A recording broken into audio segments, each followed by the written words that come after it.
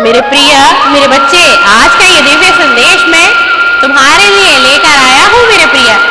तुम आज के मेरे इस संदेश को ध्यान पूर्वक सुनना और अंत तक सुनना, और मेरे हर संदेश में मेरे प्रिय, मेरे शिष्य, तुम्हारा बाबा, तुम्हारा पिता, तुम्हारा गुरु तुम्हें बहुत सारा आशीर्वाद, आशीष, स्नेह और प्रेम भर भर के अपने संदेश के माध्यम से मैं भेजता हूँ, क्योंकि मात्र एक संदेश ही ऐसा जरिया है मेरे प्रिय कि मैं तुमसे जुड़ता हूँ और तुम्हें स्वयं से जोड़ लेता हूँ।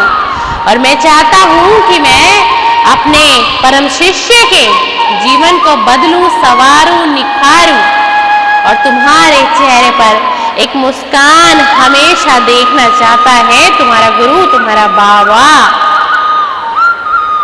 जीवन में दुख का टेंडर भरा है तो सुख कैसे मिलेगा मेरे प्रिय। वृक्ष किसी को अपनी छांव देने से मना नहीं करते।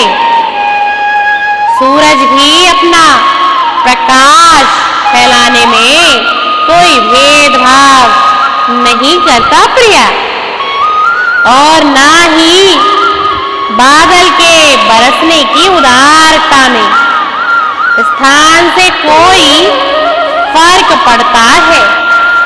ऋतु आने पर डाल कोई भी हो, कोयल का स्वर वही रहता है प्रिया। फिर बुद्धि विवेक संपन्न हमारा मन ही ऐसा क्यों है, कभी जानने की तुमने कोशिश ही नहीं की। जो अनुकूलता में प्रसन्नता की बंसी बजाता है, पर गम के पलों में खुशी की सरगम बजाना भूल जाता है प्रिय। दुख को बदलने या मिटाने की कोशिश करना एक असफल प्रयास है, लेकिन हर गम में भी सरगम के स्वर खोज लेना एक सुखद समाधान है मेरे प्रिया। संसार का एक भी दुख ऐसा नहीं है प्रिया जिसमें सुख ना छुपा हो। यह तो तुम भी जानते हो, लेकिन समझने की कोशिश ही नहीं करते हो। वास्तव में यह सुख या दुख मानसिक ही है। दुख सुख हमारे भावों में बसते हैं प्रिय। कोई करोड़ों की संपत्ति होने पर भी हाय हाय करता रहता है, तड़पता रहता है दौलत के लिए, लेकिन उसके पास कोई कमी नहीं होती प्रिया।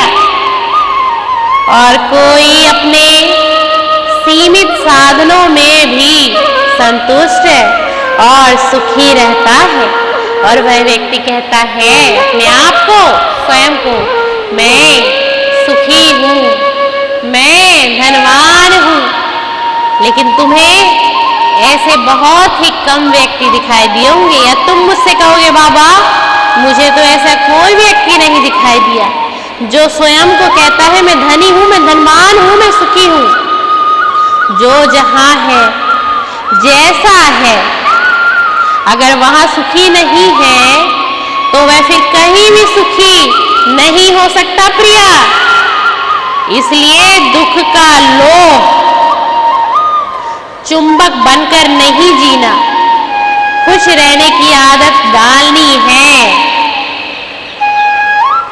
सब दिन यदि एक समान हो तो जीवन में निराशा का साम्राज्य छा जाए।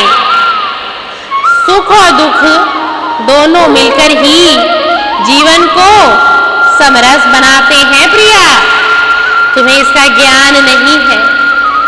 तुम्हारे जीवन में तनिक क्षण भर के लिए भी दुख आ जाता है, किसी भी कारणवश तुम व्याकुल उठते हो, तुम्हारा हृदय व्याकुल हो जाता है, तुम चिंतित हो जाते हो। खुशी और गम एक दूसरे के समानांतर चलते हैं। जब एक शांत होता है तो दूसरा भी शिथिल पड़ जाता है। अपने दुख की चार दीवारी में घुट घुट कर गलने की बजाय औरों की खुशी में अपनी खुशी खोजने का जादू सीखना है तुम्हें। उदास और उखड़ा उखड़ा व्यक्तित्व आसपास में उदासी का कोहरा भर देता है और खुशी का सूरज चाहते हुए भी मुस्कान की किरणें नहीं बिखेर सकता। मेरे प्रिय, हमारे मन की एक और विचित्रता है कि हम दुख के लिए जितना चिंतित और उत्सुक रहते हैं उतना सुख के लिए उत्साहित नहीं।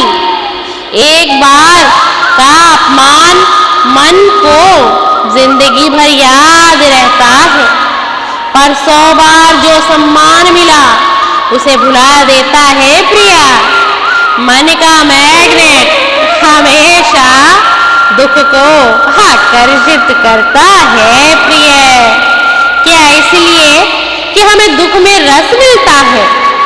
कभी अपने आप से एक प्रश्न करके देखें कि रोशनी की मौजूदगी में जिस उत्साह से चले थे, क्या उतने ही उल्लास से अंधेरी डगर पर भी चल पाएंगे?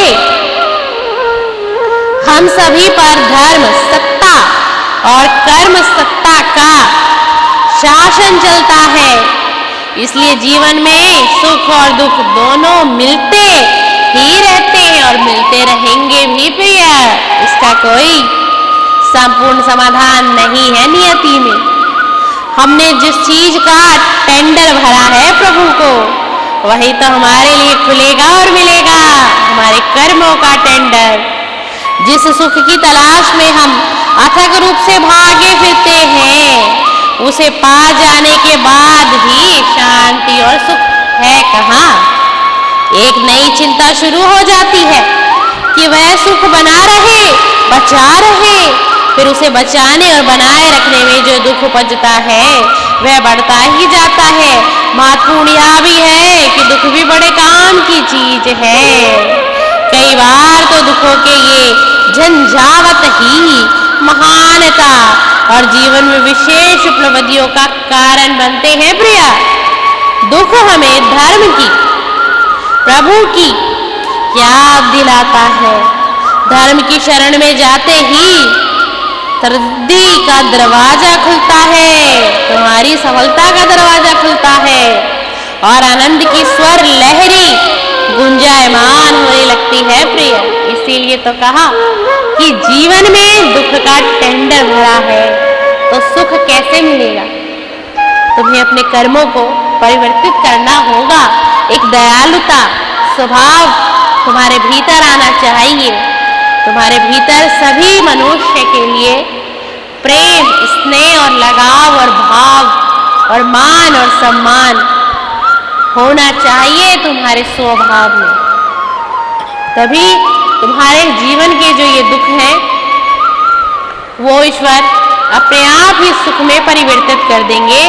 तुम्हारे द्वारा किए गए कुछ अच्छे कर्मों को देखकर वह तुम्हें अवश्य ही प्रतिफल देंगे और प्रतिफल तुम्हारे मन लायक ही देंगे। मेरे प्रिया, ये मेरा वचन है, तुम्हारे बाबा का संदेश है तुम्हारे लिए कि तुम समझो और कुछ परिवर्तन अपने जीवन में, अपनी दिनचर्या में, अपने कार्यशैली में और अपने स्वभाव में बदलो। प्रिया, तुम जैसे ही यह परिवर्तन करोगे तुम्हें बहुत सारे लाभ परमात्मा स्वयं से देने लग जाएंगे और वह लाभ तुम्हें दिखाई भी देंगे, वह परिवर्तन भी तुम्हें जल्द दिखाई देगा मेरे प्रिया।